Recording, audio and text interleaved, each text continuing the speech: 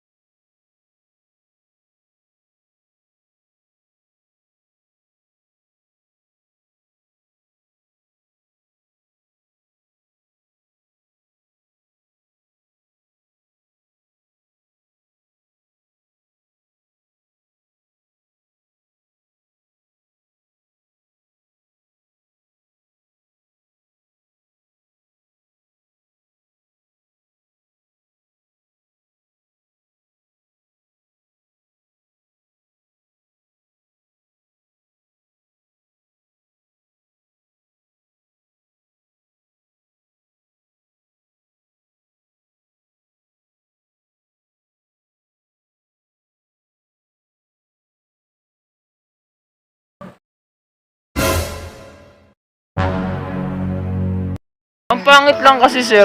Ano? Ayaw na sumagot. Ayaw na niya sumagot. Tapos, siyempre, yung dati, na-scam na rin ako 350. Tapos ngayon, may scam na naman ako 1K naman. Sabi ko, grabe naman tong mga to. Hindi pa sila magsitigil sa mga ginagawa nila. Diba? Tapos yung, okay naman sana dun sa pick-up ko, yung pinagkuhanan ko nito, ibalik ko daw. Kaso, ibabalik daw. 3 PM pa yung 3 PM niya pa kami magkikita. So, tapos babalik niya yung 1K sa akin, babayaran niya daw ako ng 200. So, dito. Lugi. Diba? Lugi ka niya. Hindi naman po pwede yan. Kasi lahat na nakacheck in dito. Dapat- Nakita mo lang, nagsi-uwian na. Sabi niya, Sabi ko, katukay mo iba dyan, kung may nagpapa-deliver din na ano. Wala daw. sir eh. Ayan, si Sir Rolio. Ayan. Testigo ko. Testigo ko sa sa ganito, sa router na to. Maganda Mga para scammer. may testigo. Plus, tapos, Wait ka pa ano. puyat pa ako. Uwi pa ako nito. Sabi ko gano'n, gusto wala akong makakain. Sobrang tumal na nga po ng biyahe namin. Siyempre, ECQ. Tapos bigla naman mo ipapasok na naman mga scammer na ganito. Kaya nga, Diba nakita mo na ba na lumabas na? Oo. May bago.